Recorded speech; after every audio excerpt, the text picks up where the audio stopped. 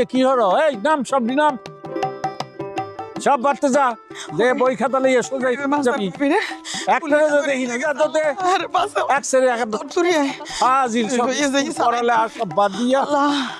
কি করবো আল্লাহ। এই মিথিলা, এই কি ব্যাপার? তোরা এইরকম তাড়াহুড়া করে কমে যাও। ও স্যার, মারজান ভাবিরে পুলিশে ধরে লেগে গেছে। ইন্না লিল্লাহি ওয়া ইন্না ইলাইহি রাজিউন। কি কখন এই ঘটনা? অনেকক্ষণ হয়েছে।